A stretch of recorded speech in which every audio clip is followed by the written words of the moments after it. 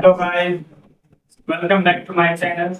This is me Adnan Abdullah and अभी तक हम लोगों ने एटॉमिक स्ट्रक्चर जो क्लास 11 का एक बहुत ही इम्पोर्टेंट चैप्टर है उसके बारे में हम लोग पिछले 3 लेक्चर हम लोगों ने पढ़ा था कि भाई एटम्स क्या होते हैं, फिर एटम्स के सब एटॉमिक पार्टिकल्स के बारे में पढ़ा, उनकी डिस्कवरी के बारे में पढ़ा और फिर उसके बाद हमने 2 एटॉमिक मॉडल्स के बारे में स्टडी।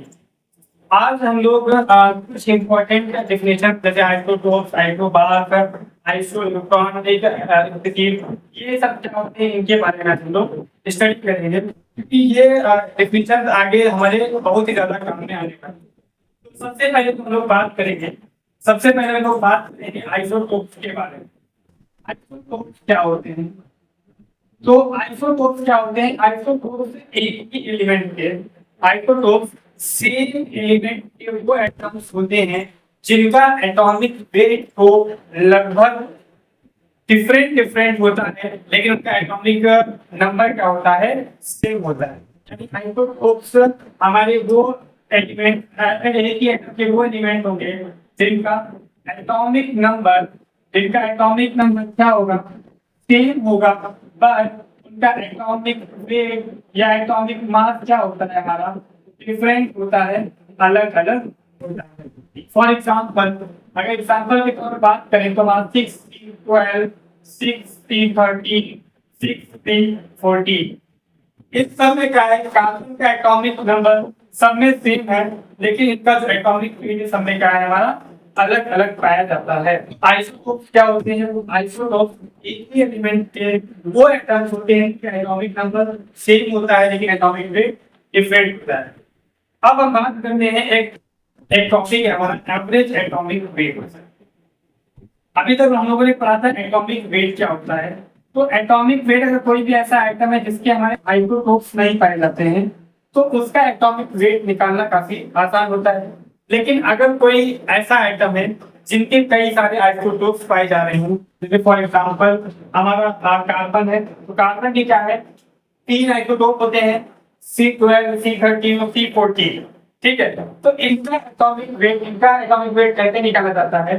तो इसके लिए सबसे पहले हम लोग पता करते हैं कि भैया उसका नेचुरल अबंडेंस कितना है, किस एटम का किस आइसोटोप का कितना नेचुरल अबंडेंस है। फॉर एग्जांपल जैसे हम 2 आइसोटोप के नाम लेते हैं 17 Cl35 और 17 Cl37।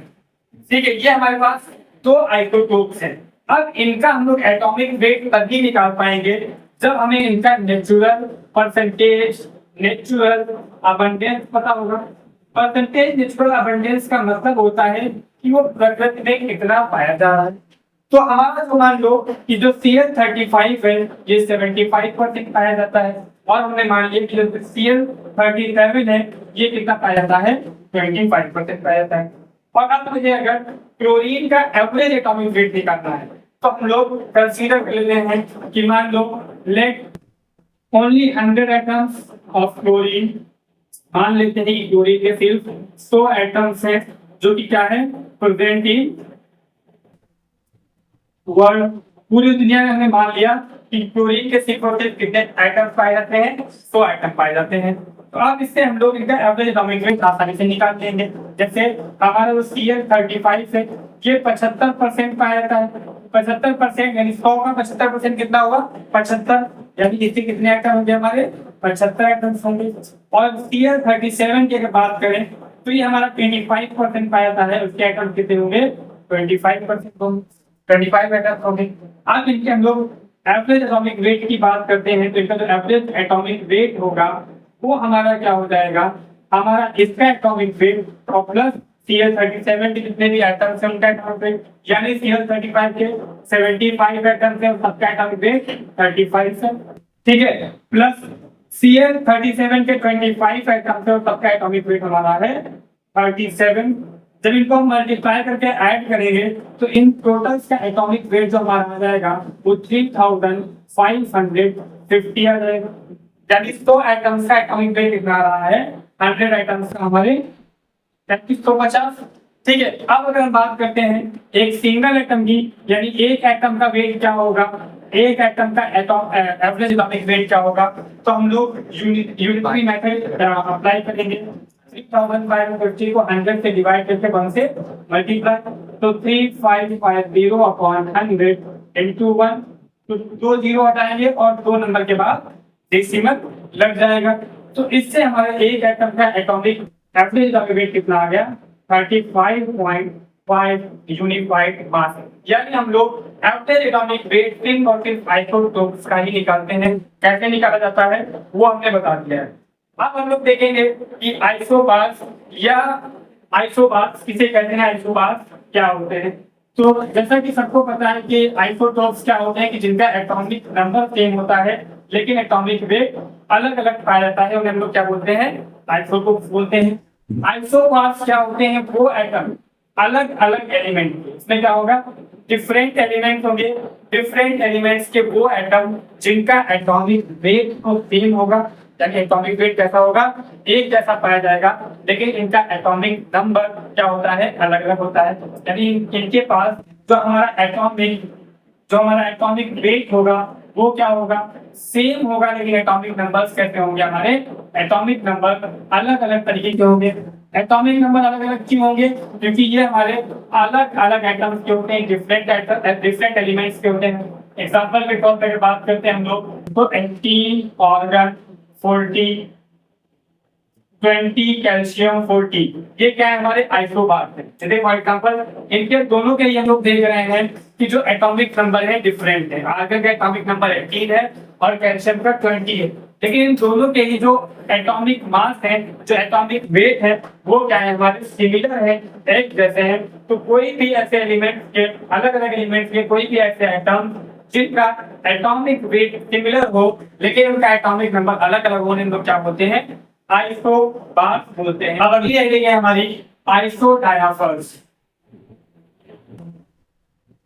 आइसोडायाफर्स क्या होते हैं, अलग अलग एलिमेंट के एटम्स होते हैं, अलग अलग एलिमेंट के वो एटम्स जिनके बीच में, अलग अलग एलिमेंट के वो एटम्स जिनके नंबर ऑफ प्रोटॉन और न्यूट्रॉन के बीच का जो डिफरेंस होगा वो सेम होगा। फॉर एग्जांपल जैसे 5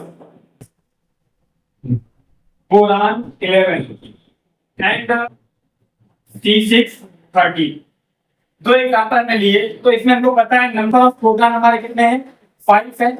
तो नंबर ऑफ न्यूट्रॉन निकालने के लिए क्या करेंगे हम लोग, एटॉमिक वेट से क्या करेंगे हम लोग, atomic number of proton minus कर देंगे। तो 11 माइनस 5 कितना आ जाएगा, 6। यानी इनके बीच में जो नंबर ऑफ प्रोटॉन और न्यूट्रॉन के बीच का अगर डिफरेंस देखें तो 5 प्रोटॉन है और 6 न्यूट्रॉन है, यानी इनके बीच का डिफरेंस कितना है, हमारे 1।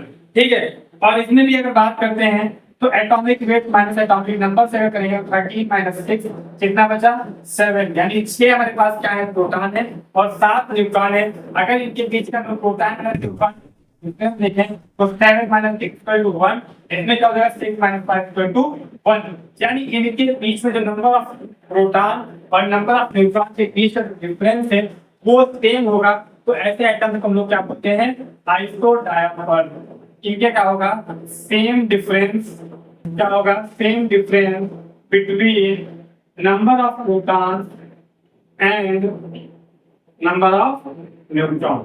यानी प्रोटॉन और न्यूट्रॉन का जो नंबर है उनके बीच का जो डिफरेंस होगा वो क्या पाया जाएगा, सेम पाया जाएगा। अब नेक्स्ट है हमारी आइसो न्यूट्रॉनिक स्पीशीज या आइसोटोन्स। तो आइसोटोन्स क्या होता है, अलग अलग एलिमेंट्स के वो एटम्स होते हैं जिनमें नंबर ऑफ न्यूट्रॉन क्या होता है, सेम होता है। फॉर एग्जांपल जैसे कि हम लोग ले लिए 1H3 या 2He3। ठीक है। तो क्या हो रहा है इसमें, नंबर ऑफ न्यूट्रॉन 2He4। इसमें हम लोग क्या देखेंगे, अगर नंबर ऑफ न्यूट्रॉन्स की बात करें तो 3 minus 1 equal to 2 and 4 minus 2 equal to 2।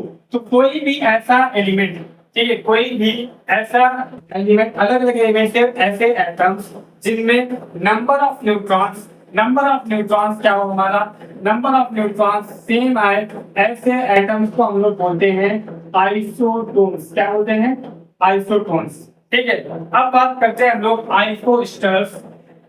आइसोस्टर्स क्या होते हैं? आइसोस्टर्स हमारे वो मॉलिक्यूल होते हैं, ये हमारे एटम्स नहीं होते, ये हमारे क्या होते हैं? मॉलिक्यूल्स होते हैं। तो आइसोस्टर्स हमारे वो मॉलिक्यूल होते हैं जिनमें नंबर ऑफ एटम्स और नंबर ऑफ एलिमेंट्स दोनों क्या होते हैं? हमारे सेम होते हैं। फॉर एग्जांपल जैसे हम CO2 लेते हैं और प्लस N2O, ठीक है, तो इनमें क्या देख रहे हैं? नंबर ऑफ एटम्स क्या है?